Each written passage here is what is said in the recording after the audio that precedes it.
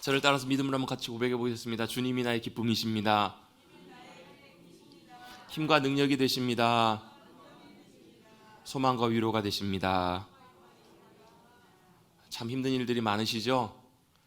코로나 바이러스, 또 오미크론이니 또 여러 가지 이유들 때문에 확진자들이 굉장히 많이 생기고, 우리 주변에도 먼 이야기가 아니라 우리 주변에도 아시는 분이 또 접촉이 되고 그런 일들이 굉장히 요즘 더 많이 생기고 있습니다. 마음의 두려움과 또 걱정도 되시는 분들도 계실 것이고, 또 답답함과 힘든 일들도 계실 텐데요. 여러 가지 이유가 있겠죠.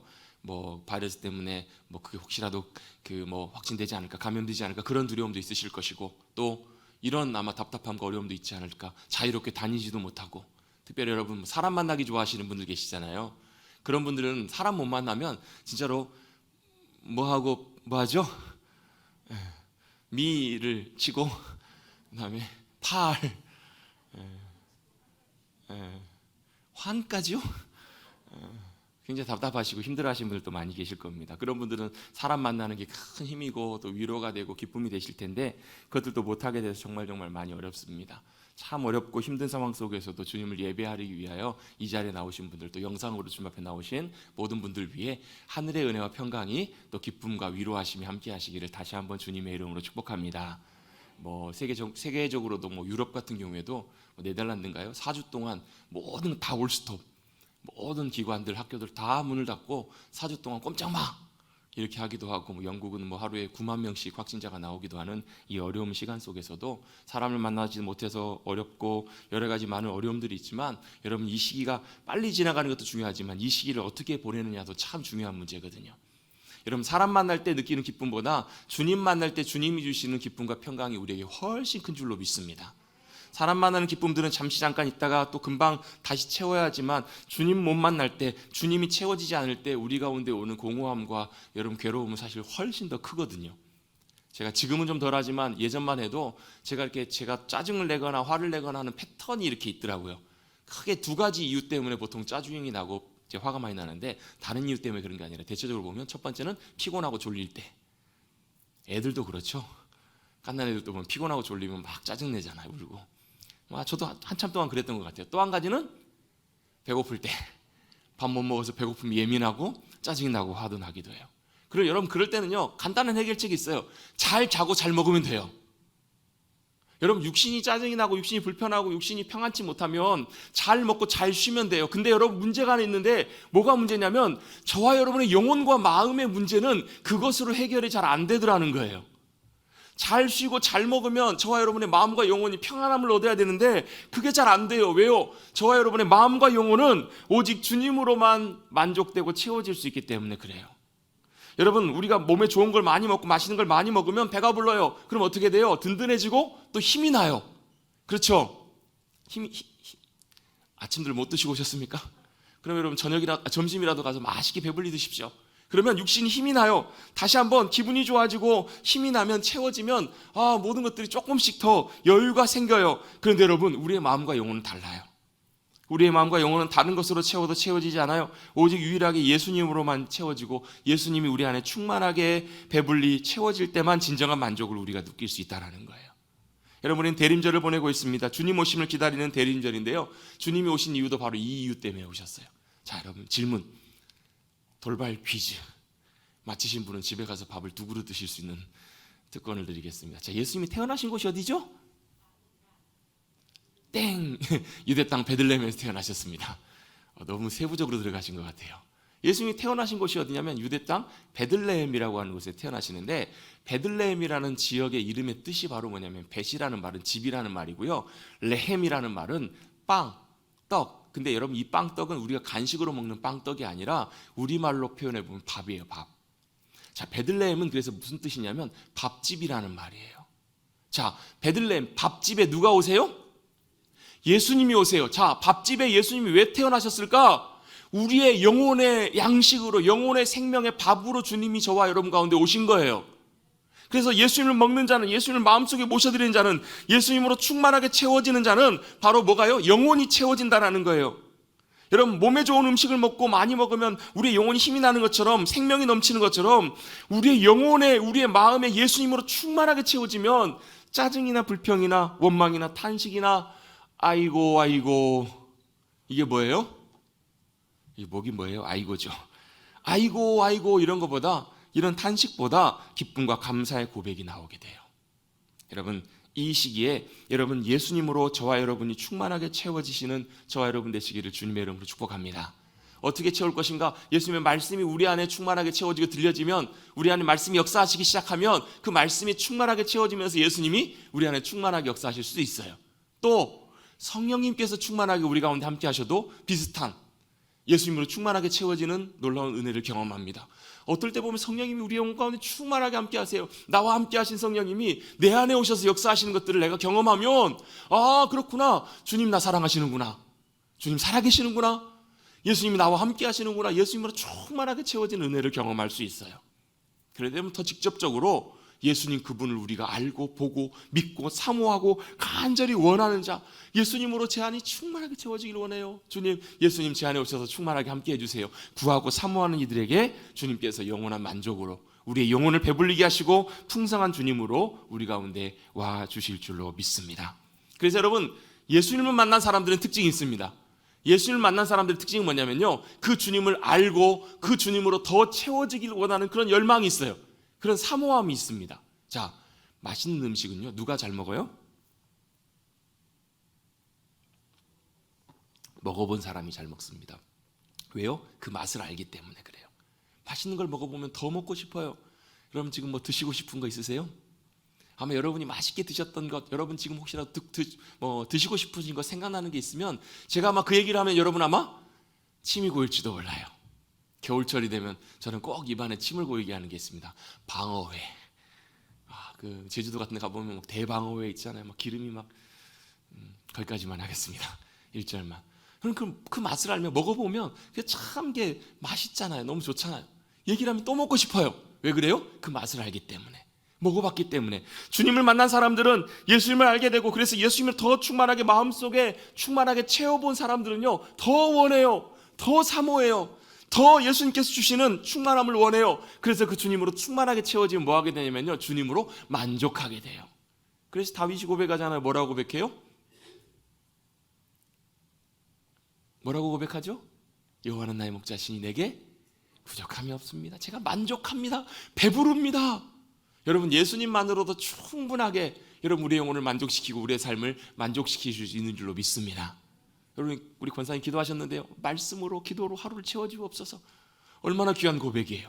여러분, 그렇게 하루를 예수님으로 충만하게 채워지시는, 그래서 예수님으로 배부르고 예수님 때문에 만족하고, 그래서 내 삶에 아무리 짜증나는 일이 생겨도 아무리 힘든 일이 생겨도 감사하고 기뻐할 수 있는, 즐거워할 수 있는 예수님 때문에, 그런 귀한 주님의 사람 예수님으로 만족해 되시는 저와 여러분 되시기를 주님의 이름으로 축복합니다. 그래서 여러분, 주님 만난 사람들은 그 만족의 기쁨을 알아요. 그리고 또 사모해요.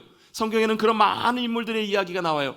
그 중에 여러분, 우리가 지난주하고 이번 주 살펴볼 귀한 하나님의 사람이 있는데 바로 세례 요한입니다.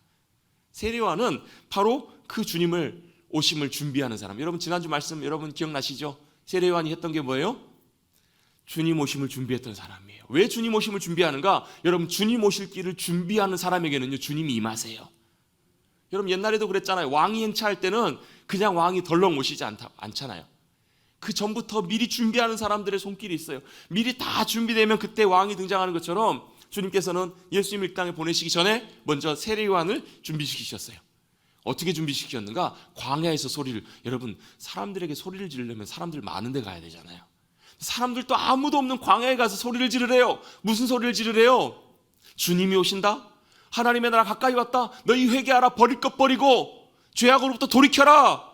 그리고 주님 오실 때 그 주님을 맞이하고 기다려라. 그 주님을 우리의 메시아로 왕으로 모셔라. 그 주님의 나라 가까이 왔다. 그렇게 준비하도록 광야에서 소리 지르게 하세요. 외치게 하세요. 그런데 그 외치는 소리를 통해서 주님이 기꺼이 우리 가운데 오세요. 뿐만 아니라 주님 오실 길을 너무나 잘 준비했던 사람은 바로 세례 요한은 자기 자리를 기꺼이 주님이 오셨을 때 내어드리는 사람이었잖아요. 기꺼이 자기 앞에 서 있다가 주님 오시니까 기꺼이 뒤로 물러나요. 여러분, 제가 이런 얘기를 지난주에 드렸죠. 제가 여기 서 있으면 뒤에가 누가 서 계셔도 잘 보여요? 안 보여요? 안 보여요. 제가 어떻게 하면 돼요? 비키면 돼요. 엎드리면 돼요. 잘 보여요. 죄송합니다. 제가 그래도 키가 상당히 큰 편이라 우리 정성계 집사님 앞에서는 제가 뭐 명함도 못 내밀지만, 그래도 나름 제가 초등학교 때부터 쭉 자라오면서 거의 학교에서 뭐 굉장히 반에서 큰 편이었어요. 거의 뭐 저보다 한두 사람 한 명 있거나 뭐 제가 제일 크거나. 그러다 보니까 저는 뭐 당당하게 뭔 얘기를 하는 거예요. 제 뒤에 있으면 안 보여요, 여러분. 제가 어떻게 해야 돼요? 수그려야 돼요. 엎드려야 돼요. 세례요한은 자신 뒤에 누가 계신지를 알았어요. 그리고 자신보다 그 주님이 더 위대하시고 대단하신 전능하신 주님이시라는 것을 너무너무 잘 알았던 거예요. 그래서 어떻게 해요? 기꺼이 주님이 오시자 모든 사람들의 시선과 관심과 인기와 모든 것들이 사실 자기에게 다 향하여져 있었잖아요. 그런데 아랑곳하지 않고 일말의 후회 없이 기꺼이 그 주님 앞에서 엎드려요. 그 주님께 자리를 내어드려요. 왜요? 자신이 대단한 게 아니라 자신 뒤에 오시는 그 주님이 대단하시기 때문에. 여러분, 저와 여러분도 마찬가지입니다. 저와 여러분이 주님 앞에서 엎드리면, 주님 앞에서 주님의 자리를 내어드리면 저와 여러분보다 훨씬 위대하신, 비교할 수 없는 그 위대하신 전능하신 주님이 저와 여러분의 삶을 통해서 나타나십니다. 일하십니다. 여러분, 그래서 여러분 우리 일평생 살다가 믿음의 고백할 수 있게 되길 바라요. 저와 여러분이 나타나는 것이 아니라 주님이 저와 여러분의 삶을 통해서 나타나시도록. 그래서 제가 참 좋아하는 288장 예수를 나의 구주 삼고의 고백에 보면 그런 찬양의 고백 있잖아요. 세상과 나는 간 곳 없고 구속한 주님만 보이도다. 여러분, 그 삶이 여러분 얼마나 위대하고 얼마나 놀랍고 영광스러운 삶인지 몰라요.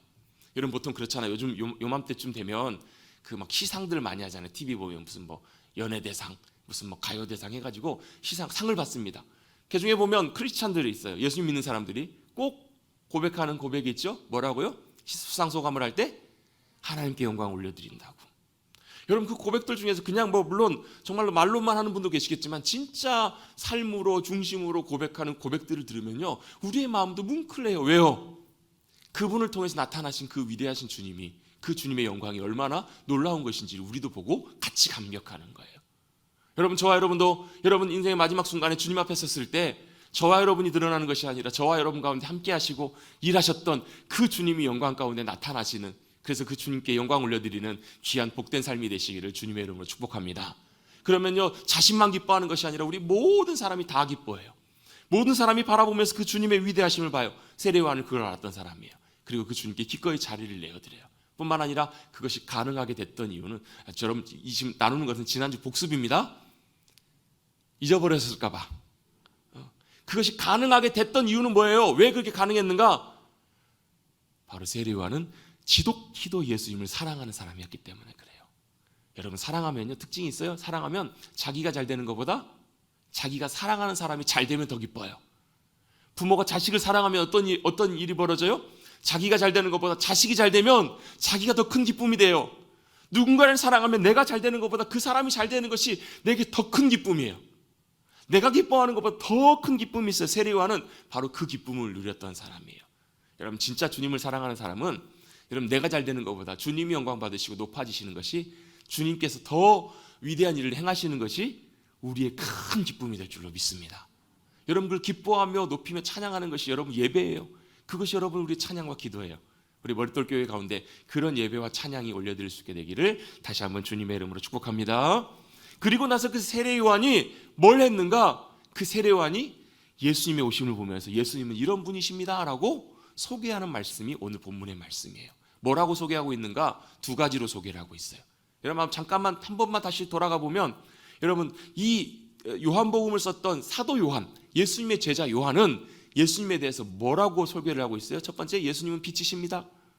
예수님은 말씀이십니다. 예수님은 생명이십니다. 그 주님이 우리 가운데 오셔서 놀랍게 역사하셨어요. 독생자의 아들의 영광의 모습으로 이 땅 가운데 오셨어요. 그분 안에 봤더니 뭐가 보여요? 그분 안에는 은혜와 진리가 충만하더라는 거예요. 여러분, 저와 여러분 안에는 뭐가 충만하십니까? 여러분, 욕심이 가득하신 분은요, 만나서 얘기해 보면 그 사람 속에는 욕심이 가득하더라. 그게 다 보여요? 안 보여요?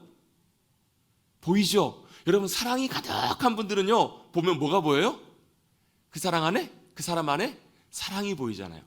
여러분, 저와 여러분 안에는 뭐가 보이십니까? 뭐가 보여야 보인다고 얘기를 하죠. 여러분, 뭐가 보이세요? 예수님의 제자 요한이 예수님을 계속 봤더니 예수님 안에는 뭐가요? 은혜와 진리가 충만하더라. 하나님의 사랑과 진리가 공의가 가득하시더라. 그게 보인 거예요. 여러분, 저와 여러분 안에는 예수님이 가득 보이시기를 주님의 이름으로 축복합니다. 그게 바로 요한이 만났던, 요한이 고백했던 예수님의 모습이에요. 세례 요한은 그 주님을 보면서 뭐라고 고백했을까? 첫 번째 이렇게 고백합니다. 29절입니다. 29절 말씀 같이 한번 읽어보겠습니다. 시작.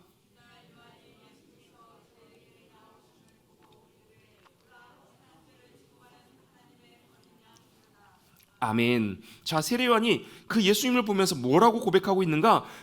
보라, 세상 죄를 지고 가는 하나님의 어린 양이로다 라고 이렇게 고백합니다. 자, 이 말씀을 잠깐 한번 참고해 보면요, 먼저 뒷부분부터 보겠습니다.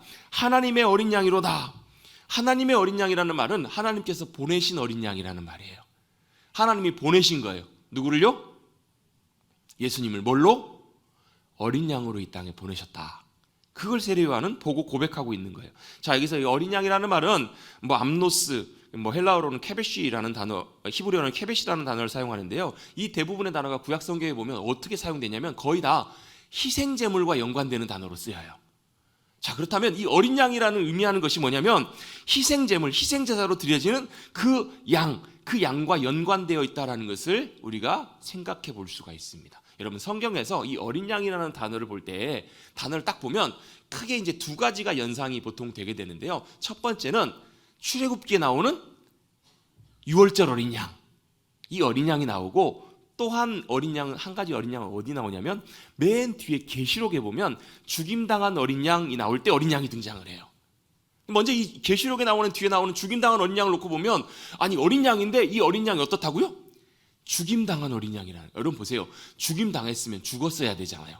죽잖아요. 근데 이 죽임당한 어린 양이라고 표현하는 이유는 죽었는데 다시 살아나신, 부활하신 예수 그리스도를 표현할 때 죽임당한 어린 양이라고 표현해요. 그래서 이 어린 양은 어떤 분이신가? 죽임당하셔서 다시 부활하신 영광의 주님, 이 어린 양은 그냥 단순히 죽고 끝나신 것이 아니라 세상의 모든 것들을 심판하시고 통치하시는 만왕의 왕으로 다시 오실 그 주님을 표현할 때 죽임당한 어린 양이라고 표현을 해요. 그래서 이 어린 양은 어떤 왕이에요? 영광의 왕이에요. 승리의 왕이에요. 그 죽임당한 어린 양이 저와 여러분에게 놀라운 영광과 승리를 허락해 주실 귀한 위대한 왕으로 우리 가운데 오시는 주님이신 줄로 믿습니다. 그 주님이 다시 우리 가운데 오실 거예요. 그런데 그 이전에 출애굽기에 나오는 유월절 어린 양은 어떤 어린 양인가? 이 어린 양은 이 애굽에서 이스라엘 백성들을 하나님께서 건져내실 때 어떻게 건져내시냐면 애굽 땅 가운데 10가지 재앙을 쏟아부으세요. 왜 10가지 재앙을 쏟아부으시냐면 거기에 나오는 하나하나 재앙의 내용들이 피, 개구리, 파리, 이게 다 뭐냐면 애굽 사람들이 신처럼 모시는 존재들이었어요. 그 신처럼 모시는 존재들이 그들에게는 뭘로 돌아온 거예요? 재앙으로 돌아온 거예요. 왜요? 하나님께서는 그 모든 신 위에 계시는 그것들이 참신이 아니라 하나님이 진짜 신이신 것을 하나하나 각계격파하시면서 보여주신 거예요. 맨 마지막 10번째 재앙이 바로 뭐였냐면 하나님께서 애굽에 있는 모든 집의 장자들을 다 죽여버리세요. 왜 장자를 죽이셨냐면 그 당시에는, 지금도 마찬가지지만 지금도 여러분 집에서, 저도 이제 장남이거든요. 저도 장남이고 저희 아버지가 이제 장남이셔서 이제 그래도 아버지 밑에 이제 장손이잖아요. 할머니가 참 저를 많이 이뻐해 주셨어요. 왜 그랬을까요? 장손이어서 참 많이 이뻐해 주셨어요. 지금이야 좀 덜하지만 옛날에는 큰아들, 장남이 굉장히 집에서 중요한 위치였었잖아요. 근데 옛날에는 어떻게 이게 받아들여졌냐면 장남이라는 존재가, 장남이 바로 그 집의 전부를 상징하는 의미였어요. 그래서 장남을 죽였다, 장남이 죽임당했다, 그 말은 무슨 얘기냐면 그 집이 다 죽었다라는 것과 똑같은 거예요. 그러니까 애굽에 하나님께서 죽음의 천사를 보내서, 죽음의 사자를 보내셔가지고 집집마다 다니면서 뭘 하게 하시냐면 장남을 다 죽이시는 거예요. 처음 난 자를 다 죽이시는 거예요. 이 가운데서도 아마 장남이 죽임당했으면 많이 돌아가신 분들 많으셨을 거예요. 자, 애굽에 곡소리가 들립니다. 사람들 우는 소리가 들려요. 왜요? 모든 집마다 죽음이 임한 거예요. 장자가 죽었다는 것은 그 집이 다 죽었다는 얘기잖아요. 저쪽에서부터 우는 소리가 들립니다. 곡성이 들립니다. 장자가 죽임당합니다. 죽음의 사자들이 다 집집마다 돌아다니면서 점점 가까이 옵니다. 아이고, 집집마다 뭐가 온 거예요? 죽음이 찾아온 거예요. 옆집까지 왔습니다. 아, 이제 우리 집에도 죽음이 오겠구나. 그렇게 기다리고 있는데 어디요? 이 옆집으로 죽음의 소리가 옮겨가는 거예요. 이 집이 들리고 이 집이 들리는 거예요. 왜요? 죽음이 지나간 거예요. 죽음의 천사가 지나간 거예요. 왜요? 우리 집에는 어린 양을 죽여서 어린 양의 피가 이 집에 발라져 있었기 때문에, 어둠의 천사가, 죽음의 사자가 지나가면서 이 집에 들어오려고 할 때 뭘 보는 거예요? 피를 보면서 이 집에는 이미 죽음이 임하였구나. 뭘 보면서? 피가 발라져 있는 것을 보면서요. 이때 바르는 피가 바로 뭐냐면 유월절 어린 양의 피예요. 이 피가 발라진 그 집은 뭐 하는 거예요? 죽음의 사자가 넘어가는 거예요. 왜요? 죽음이 이미 그 집에 임하였다라고 보기 때문에. 유월절 어린 양의 피가 발라진 그 집은 죽음이 그 집에 머무르는 것이 아니라, 들어오는 것이 아니라 넘어가는 은혜가 임하였습니다. 그래서 뭐야? 유월절이라는 말이 유월, 넘어가다라는 말이에요. 월장할 때 월처럼. 유월, 영어에서는 패스오버라고 해요. 지나가는 거예요. 넘어가는 거예요. 뭐가 지나가요? 죽음이 지나가는 거예요, 여러분. 죽음이 지나갑니다. 사망과 슬픔과 저주와 고통과 절망과 모든 것들이 이 어린 양의 피가 발라져 있었더니 바로 그 집을 지나가는 것, 이게 바로 유월절 사건이고, 유월절 죽음이 아니라 죽음이 생명으로 바뀌는 놀라운 구원의 역사를 이루었던 것이 바로 유월절 어린 양이에요. 예수님이 바로 이 유월절 어린 양으로 오셨다라는 것을 세례요한은 보고 있는 거예요. 여러분, 여기서 세상 죄를 지고 가는 이라는 이 단어에서요, 지고 가는 이라는 말의 헬라어 문법을 살펴보면 현재 분사적인 용법으로 사용이 돼요. 여러분 죄송합니다, 제가 어려운 말을 써서. 근데 무슨 의미냐면 한번 이루어졌던, 과거에 이루어졌던 사건으로 끝나는 것이 아니고 지속적이고 반복적인 의미를 갖고 있어요. 그러니까 세상 죄를 지고 가는 이라는 말은 한번 지고 가시고 끝난 게 아니라 계속 지시는 거예요. 언제까지? 영원토록. 영원하도록 끊임없이 여러분 십자가를 지시고 세상의 모든 죄를 지고 가셨던 그 사건이 한 번 일어난 사건이면서 동시에 그 효력이 반복되어서 계속된다는 것을 의미하는 거예요. 또한 여러분이 지고 가는 이란 이 단어가 원래는 지고 간다는 의미도 있지만 더 정확한 의미는 없이 하다, 제거하다라는 의미가 더 강하다라는 거예요. 이 지고 가다라는 말은 아이로라는 말은요, 뭐 지고 간다라고 우리가 보면 짊어지고 가는 걸로 보잖아요. 그러니까 맡겨줘가지고 짊어지고 가는 건데, 단순히 짊어지고 가는 것에 그치는 것이 아니라 짊어지고 가셔서 어떻게 하신다고요? 없애버리시는 거예요. 제거해버리시는 거예요. 예수님이 지고 가시는 것은 단순히 지고 가서는 그치는 것이 아니라 없애버리시는 거예요. 뭘요? 세상 죄를, 저와 여러분의 죄를, 저와 여러분의 모든 허물과 모든 것들을 주님이 짊어지고 지고 가셔서 끝나는 것이 아니라 없애버리시고 제거해버리신 분이 바로 이 땅에 어린 양으로 오신 예수 그리스도 그분이시라는 거예요. 여러분, 역사 어디를 봐도 인류 역사상 동서고금을 막론하고 세상의 죄를, 인간의 죄를 지고 없이 한 사람은 단 한 사람도 없었습니다. 단 한 사람도 이 죄의 문제를 해결한 사람이 없었어요. 오직 유일하게 예수 그리스도 그분만이 그 세상의 죄를 짊어지시고 없이 하시고 해결하셨다라는 거예요. 여러분, 세상에 많은 문제들이 있죠. 저와 여러분 일상 가운데서도 지금도 아마 여러분 많은 문제 가운데 있는 분 계실 거예요.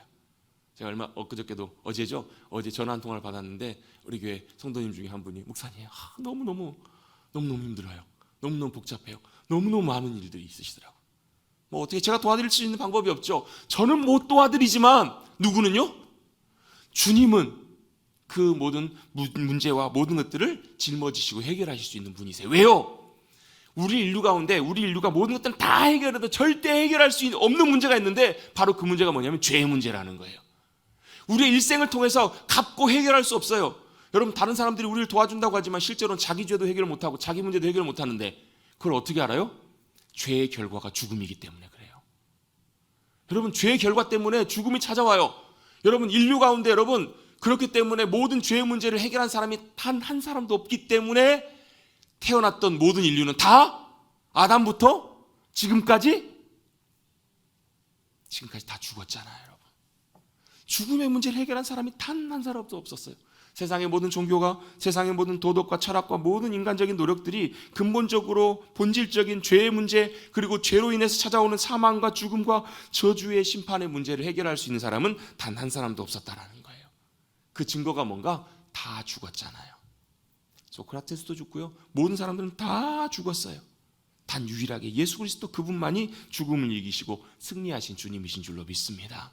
주님만이 그 죄의 문제를 유일하게 해결하신 거예요. 여러분, 지고 간다는 말은 없이 한다, 제거한다라는 말이 보는 거예요. 세상의 모든 죄와 인간의 모든 문제와 모든 것들을 지시는 것에서, 감당하시는 것을 그치시는 것이 아니라 다 해결하셨어요.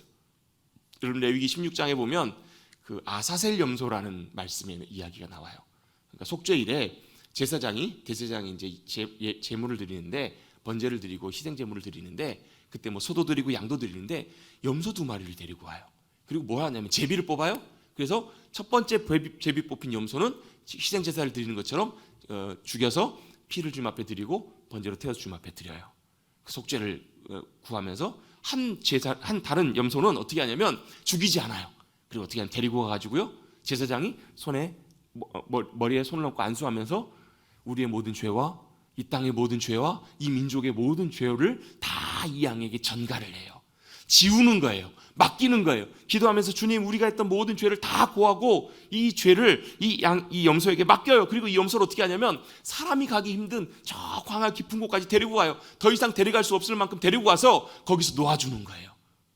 여러분, 염소가 그 광야에 노인받았을 때, 버림받았을 때 어떻게 할까요? 어떤 염소는 뭐 절벽에 떨어져서 죽을 수도 있고요, 어떤 염소는 들짐승에게 먹힐 수도 있고요, 또 굶어 죽을 수도 있고. 염소가 여러분 광야 가운데 던져졌다는 것은 죽음을 의미해요. 근데 이 염소를 뭐라고 불렀냐면 아사셀 염소라고 불렀는데요, 이 뭐 유래는 여러 가지예요. 뭐 그 지역의 어떤 마귀의 이름, 사탄의 이름, 귀신의 이름을 아사셀이라고 부르기도 하고요, 어떤 지역을 뭐 사탄이 거하는 그 지역을 아사셀이라고 보기도 하고, 또 어떤 이렇게도 해석을 해요. 버림받은 염소라는 의미로 아사셀을 의미하기도 해요. 어쨌든 중요한 건 뭐냐면 이 염소를 어떻게 하는 거예요? 광야 가운데 내버리는 거예요. 멀리 떠나보내는 거예요. 멀리 사라지게 하는 거예요. 뭘 지고? 우리의 모든 죄를 지고 우리의 모든 허물과 모든 저주와 모든 것들을 다 짊어지고 가는 거예요. 염소가 언젠가는 죽겠죠. 근데 모든 것들을 다 짊어지고 가는 거예요.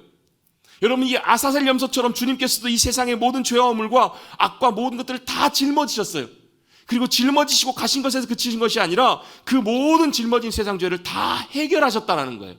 어떻게 해요?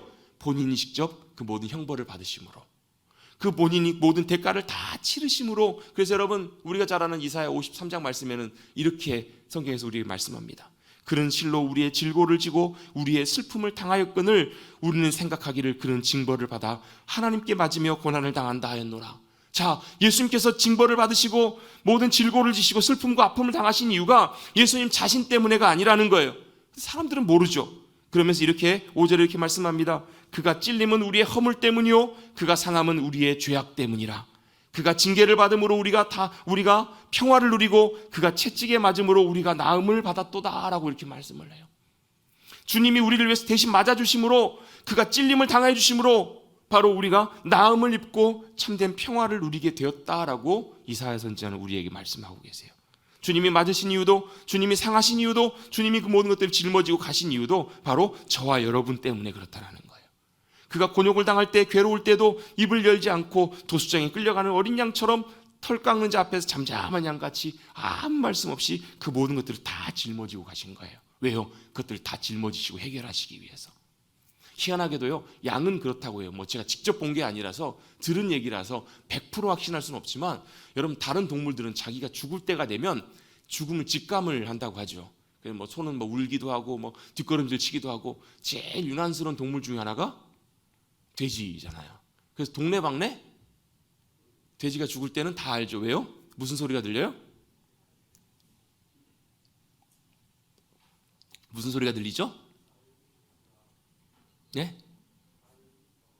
아니요. 돼지 멋다는 소리? 예. 돼지 멋다는 소리가 들린다고. 왜요?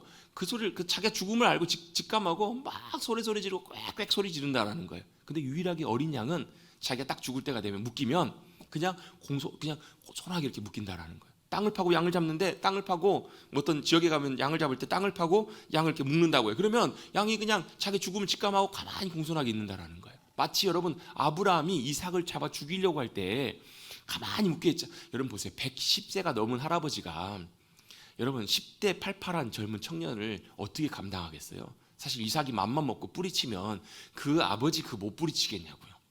근데 기꺼이 아버지가 하는 일에 그대로 순종하고 드려지잖아요. 마치 그것처럼 예수님께서도 아무 말씀하지 않고 공손하게 가만히 끌려 잡혀가세요. 왜요? 세상의 모든 죄, 세상의 모든 악과 저주와 모든 심판, 저와 여러분의 모든 죄와 모든 악한 것들, 모든 것들 다 짊어지시고 가셔서 해결하시기 위해서, 감당하시기 위해서 주님은 묵묵하게 그 길을 걸어가셨던 거예요. 세례요한은 그걸 본 거예요. 아, 세상 죄를 짊어지고 가는 하나님께서 보내신 어린 양이다.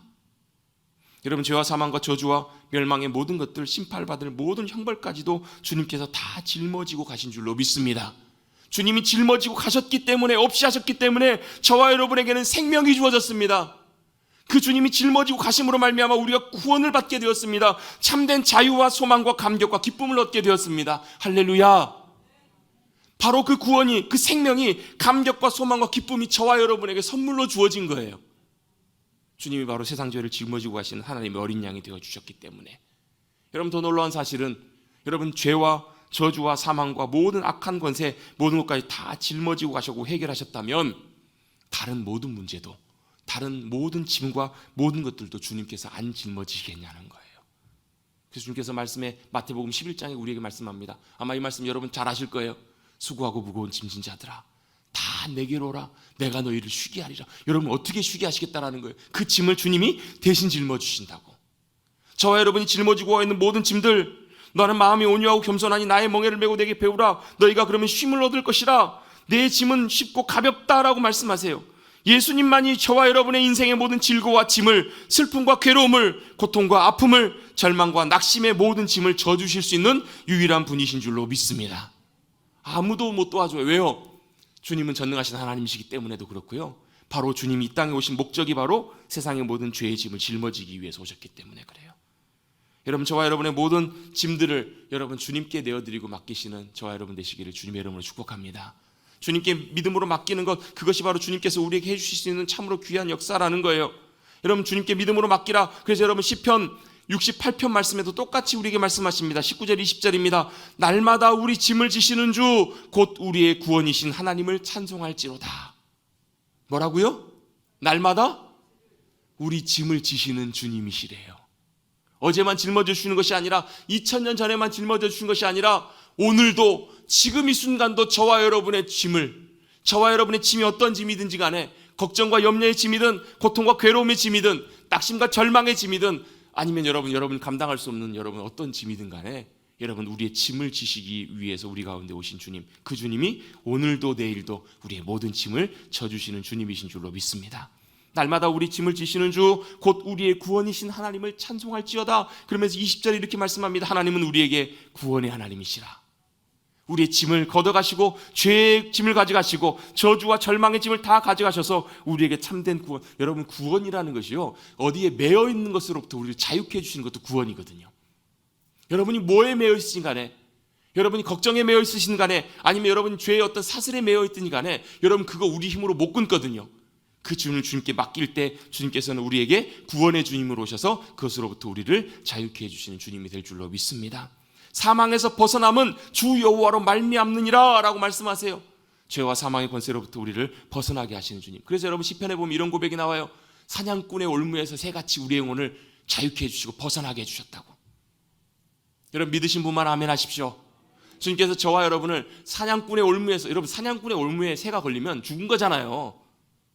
여러분, 우리가 자유케 되지 못하면, 이 올무로부터 벗어나지 못하면 죽은 목숨이에요. 근데 주님이 대신 잡히시고 대신 짐을 지심으로 말미암아 우리를 사냥꾼의 올무에서 벗어난 새처럼, 여러분, 올무에서 벗어난 새가 어떻게 날아갈까요?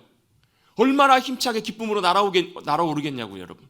그것처럼 우리가 그 모든 죄로부터 벗어나게 하시고 우리를 사망과 절망으로부터 벗어나게 하시는 주님이 바로 우리의 짐을 지시는 주님이심을 믿으시기를 주님의 이름으로 축복합니다. 얼굴 좀 펴십시다. 오늘 시간 예배드리고 돌아가시면서 여러분, 그 짐을 주님께 다 내어드리고 맡기시고 돌아가십시다. 여러분, 예배드리고 꼭 그런 분들이 계세요. 주님 앞에 맡겨놓고 다시 찾아가시는 분이 계세요. 예배드리고 찾아갈 때 주님, 제 짐 다시 주세요. 아니요, 주님 이 땅에 우리의 짐을 지시러 오신 주님이시기 때문에. 그래서 여러분, 베드로전서 5장에도 똑같이 이렇게 말씀합니다. 너희 염려를 다 주께 맡기라. 이는 그가 너희를 돌보심이라. 여러분, 우리의 모든 염려와 짐을 다 주님 앞에 맡겨드리시고 우리를 돌아보시는 그 주님을 믿음으로 신뢰하시고 믿음으로 나가시는 저와 여러분 되시기를 주님의 이름으로 축복합니다. 주님께 맡기십시다. 내 짐을 주님께 내어드리고 대신 져주시는 주님을 의지하십시다. 그게 바로 세례 요한이 보았던 예수님의 첫 번째 모습이에요. 두 번째 모습은 어떤 모습인가? 이런 모습입니다. 29절, 32절입니다. 죄송합니다. 32절 말씀 같이 한번 읽어보겠습니다. 시작. 요한이 또 증언하여 이르되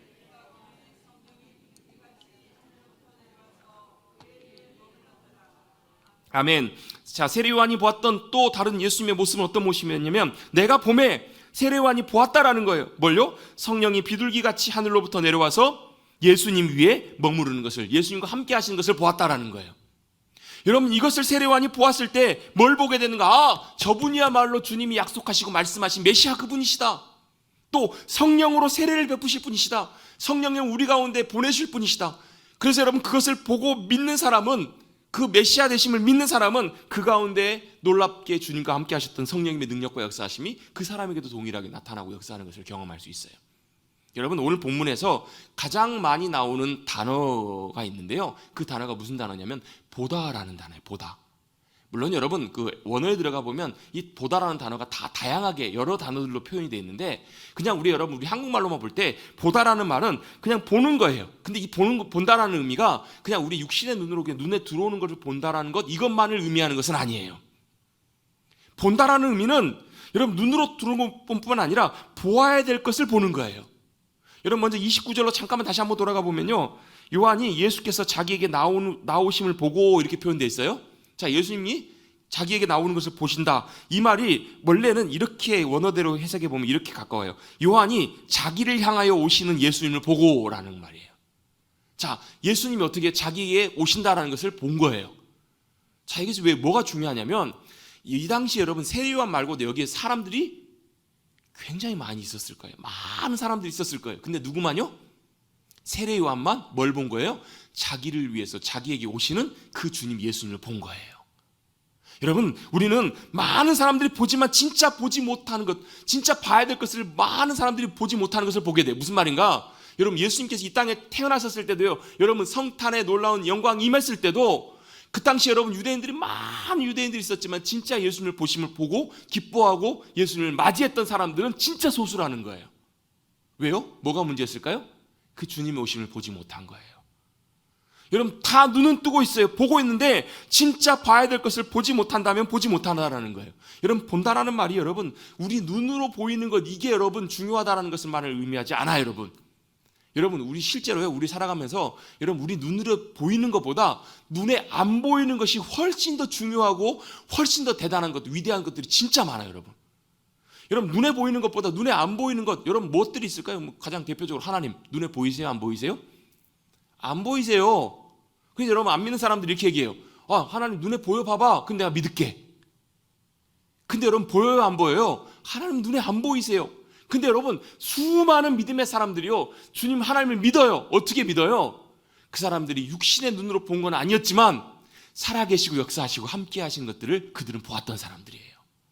여러분, 한번 물어보세요. 많은 믿음의 사람들에게, 믿음으로 주님을 신뢰하며 믿음으로 정말로 주님을 잘 신뢰하고 따라가는 이들에게 물어보세요. 하나님 보셨어요? 하나님 보셨어요, 여러분? 내 눈으로는 못 보았지만 우리는 보고 알아요. 뭘요? 하나님 살아계심과 함께 하심과 여전히 하나님께서 저와 여러분을 사랑하고 계심을, 여전히 하나님께서 저와 여러분을 붙들고 계심을 본 거예요. 뭘요? 진짜 봐야 될 걸 보는 거예요. 우리 형의 눈으로 믿음으로 보는 거예요. 엘리사가 자기를 둘러싸고 있는 그 성에 둘러싸고 있는 아람 군대들, 어마어마한 군대를 보고 그 게하시가 두려워하고 염려하고 있을 때 하나도 걱정하지 않아요. 왜요? 그는 보고 있어요. 뭘 보고 있어요? 하나님의 위대한 군대를 보고 있기 때문에 그래요. 여러분, 진짜 보아야 될 것을 보는 것, 이게 진짜 중요한 문제라는 거예요. 안 보이지만 보는 것, 그것만 그래요? 하나님의 말씀 눈에 안 보여요. 근데 그 말씀이 얼마나 놀랍게 우리 가운데 역사하는지 몰라요. 여러분, 사랑, 여러분 은혜, 능력, 이런 거 여러분 눈에 하나도 보이지 않아요. 그런데 그것이 실제로 우리의 삶에 나타나고 역사하시기 시작하고, 그것이 여러분 영향력을 끼치기 시작하면 영향력을 발휘할 때 엄청난 결과들을 나타내잖아요. 여러분, 사랑이 눈에 하나도 안 보이는데 여러분, 사랑이 나타났더니 어떤 일이 벌어져요? 사랑의 열매들이 엄청나게 맺혀지잖아요. 눈에 보이지 않지만 우리가 봐야 될 중요한 것이 있어요. 여러분, 하나님 그분도 마찬가지예요. 여러분, 그분이 우리 여러분 보이지 않지만 보이기 시작하면 우리가 살아요. 다윗이 여러분 사울왕에게 쫓길 때 어디까지 쫓겨가냐면 굴에 쫓겨가요. 두려워하면서 염려하면서 걱정하고 있을 때 그가 하나님 앞에 탄식하면서, 하나님 저 원수들을 제거해 주시고 하나님 왜 나를 이런 자리까지 두십니까? 원망하며 기도하다가요, 갑자기 그의 고백이 바뀌어요. 왜 그랬을까요? 하나님이 보인 거예요. 그 굴 가운데 주님이 보인 거예요. 그 주님이 보일 때 그의 고백이 놀랍게 변화되는 것을 보게 돼요. 골리앗 뒤에 역사하신 하나님이 보이면요, 골리앗이 두렵지 않아요. 여러분, 그 주님이 보일 수 있게 되기를 주님의 이름으로 축복합니다. 그 주님이 보이면 살아요. 그 주님이 보이면 놀라운 구원의 은혜를 경험해요. 그래서 여러분 마태복음 5장에 마음이 청결한 자는 복이 있다. 이는 그가 하나님을 볼 것이다. 여러분 우리가 왜 주님 앞에 죄를 고백하고 청결케 하고 회개하는 것이 중요한가? 하나님을 보이기 때문에 그래요. 여러분 말씀요? 말씀은 눈에 보이지 않아요. 여러분 이 말씀 말하는 것이 아니라 우리 가운데 살아 역사하는 말씀, 그게 눈에 보이진 않지만 그 말씀의 역사하심이 보이기 시작하면 여러분 하나님 차원의 놀라운 일들을 우리는 경험할 수 있게 돼요. 베드로가요 밤새도록 고기를 잡아요. 한 마리도 못 잡아요. 여러분 저와 여러분의 일상 가운데 여러분 밤새도록 고생하고 죽어라 이랬는데 여러분 아무런 성과도 없을 때 여러분 주님의 음성에 귀 기울여 보십시오. 주님의 말씀에 의지해 보십시오. 베드로가요 주님의 말씀에 의지해서 제가 그물을 내리겠습니다 라고 순종했더니 어떤 일이 벌어져요? 그물이 찢어질 만큼 놀라운 풍성한 결과를 주님이 허락해 주시잖아요. 여러분 보이지 않지만 그 말씀에 놀라운 은혜를 경험하게 되면요 이걸 우리가 알게 돼요. 주님의 말씀이 내 길에 내 발의 등이고 내 길에 빛이십니다. 죄송합니다. 주의 말씀이 내 발에 등이요 내 길에 빛이 되십니다. 그걸 경험할 수 있어요. 여러분 눈에 보이지 않는 하나님의 말씀이 저와 여러분의 삶을 놀랍게 인도해 주시고 보여주시는 놀라운 역사를 경험하게 돼요. 그 주님의 말씀 역사하시기 시작할 때 진리가 우리를 자유케 해주시는 놀라운 은혜를 경험하게 돼요. 목사님이 그런 얘기를 하시더라고요. 어떤 권사님한테 전화를 드렸더니 권사님이 아프시대요. 왜 아프세요? 뭐 때문에 아프세요? 그랬더니 이유 없이 그냥 아프시대요. 그냥 아프시대요. 그래서 왜요? 자꾸 여쭤봤더니 이렇게 얘기하시는 거예요. 오늘이 우리 아들 생일이에요. 아들이 생일이어서 본인이 아프시다는 거예요. 권사님 무슨 말이에요? 그랬더니 우리 어머니도 그랬고요. 우리 언니들도 그래요. 아들들이 생일이면 자식이 생일이면 자신이 아프대요. 엄마가 아프대요. 그런 얘기 들어보신 적 있으시죠? 있으시잖아요. 어떤 지역에 가보면 그렇다고 해요. 그래서 목사님 뭐라 그러셨을까요? 말도 안 되는 소리 하지 마세요. 그런 게 어디 있어요? 그러면서 지금 권사님 속고 계신 거라고. 권사님 기도하자고 이러면서 이렇게 기도하자고 했습니다. 평생 그런 줄 알고 살아셨던 권사님에게 이렇게 함께 기도했다고 합니다. 하나님 속았습니다. 하나님 속았습니다. 그리고 하나님 이제 용서해 주세요. 주님께서 자유케 해주심을 신뢰합니다. 믿습니다. 고백하는 자가 용서받았음도 믿습니다. 그리고 주님께서 나의 통증과 아픔도 떠나가게 해주실 줄로 믿습니다. 그렇게 믿음으로 선포하고 기도했다라는 거예요. 그러고 나 전화를 끊고 목사님이 갑자기 또 생각이 나서 궁금해갖고 10분 15분도 안 됐는데 다시 그 권사님한테 전화했더니 권사님 뭐 하세요? 그랬더니 권사님이 목사님 빨래요. 안 아프세요? 기도했잖아요. 그렇게 믿음으로 고백하고 동의하고 하나님의 말씀을 신뢰하고 진리 가운데 믿음으로 나갔더니 통증으로부터 아픔으로부터 주님께서 자유케 해주시더라는 거예요. 그 다음부터 그 권사님은 한 번도 아프신 적이 없대요. 근데 여전히 누구는요? 어머니와 언니들은 여전히 자식 생일만 되면 아프시더라는 거. 본인만 안 아프시대 여러분. 여러분 눈에 보이지 않지만 그 말씀의 놀라운 역사하심들이 보이기 시작하고 믿음으로 순종하기 시작하면 그 말씀의 진리가 우리를 자유케 해주실 줄로 믿습니다. 매여있는 것들이 너무너무 많아요. 그러나 보이지 않는 말씀을 신뢰했을 때 그 말씀의 능력이 나에게 능력으로 역사하십니다. 여러분 치유를 위해서 기도해보면 그런 일들이 정말 많아요. 치유를 위해서 기도해보면요 때때로 그 병 때문에 기도하지만 그거보다 더 우리 안에 혹시 해결되지 않는 죄의 문제들, 용서해야 되는데 용서하지 못했던 것, 또 우리가 회개하고 버려야 되는 것들이 있는데 그것들을 못했을 때 그것을 용서하고 오해들을 풀고 또 죄의 문제를 해결하고 나면 금방 육신의 질병들이 해결되는 경우들이 정말 많아요. 여러분 왜 그럴까요? 말씀이 그 가운데서 역사하시고 자유케 해주시는 은혜를 경험하기 때문에 그래요. 여러분 보아야 될 것을 보시는 여러분 되시길 주님의 이름으로 축복합니다. 세례요한은 뭘 본 거예요? 성령님께서 예수님 가운데 역사하시는 것을 보았어요. 그분이 메시아구나, 우리가 기다리는 능력으로 역사하실 그 주님이구나 라는 것을 보게 되면요 믿을 수 있게 돼요. 보면 믿게 되고요, 믿게 되면 그 주님께 함께 하셨던 그 주님의 능력이 믿는 그들에게도 동일하게 나타나고 역사하게 되는 거예요. 그 주님의 놀라운 능력과 역사하심들이 나의 능력이 되는 거예요. 거기에 있었던 많은 사람들이 못 알아봤어요. 그러나 보았던 사람들은 그 주님의 놀라운 능력과 은혜를 경험했던 것처럼 저와 여러분도 세례요한처럼 참으로 그 주님을 바로 보실 수 있는 저와 여러분 되시기를 주님의 이름으로 축복합니다. 보이면 믿어집니다. 믿음은 주님을 신뢰할 수 있습니다. 그 주님의 능력이 나의 능력이 됩니다. 여러분 오늘 말씀을 정리하면서 두 가지를 기억하십시다. 예수님이 이 땅에 오실 때 세상 죄를 지고 가시는 주님으로 오셨습니다.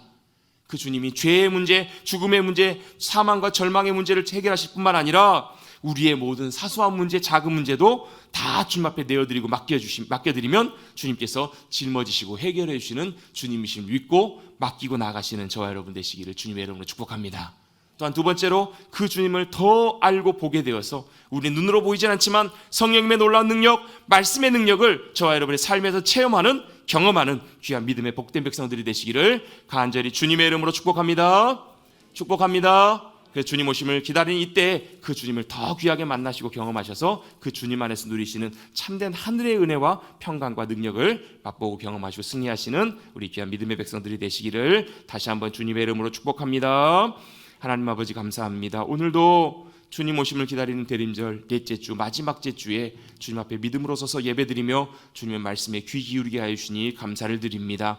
세상 사람들은 성탄절이 되면 성탄절의 분위기를 만끽하고 자신들의 즐거움을 위해 살아가지만 우리는 성탄절을 맞이할 때 우리를 위해서 이 땅에 오신 주님, 세상 죄를 짊어지시고 우리의 모든 죄와 질고와 모든 것들을 감당하시기 위해서 오신 그 주님을 믿음으로 기다리게 하여 주시고 특별히 우리 가운데 은혜를 더하여 주셔서 그 믿음의 주님을 바라보는 눈을 허락하여 주셔서 주님을 더 알고 믿음으로 신뢰하여서 그 주님의 능력이 보이지 않는 그 말씀의 능력, 성령님의 능력, 그 주님의 은혜의 능력을 우리가 실제로 경험하고 승리하며 나가는 우리 모두가 될 수 있도록 주님 인도하여 주시옵소서. 그래서 이 성탄의 때 그 능력으로 오시는 그 주님, 우리의 구세주로 오시는 그 주님으로 인하여 하늘의 기쁨과 평강을 누리며 정말로 기뻐하며 감사하며 믿음으로 나가는 우리 모두가 될 수 있도록 축복하여 주시옵소서. 감사드리며 예수님의 이름으로 기도드리옵나이다.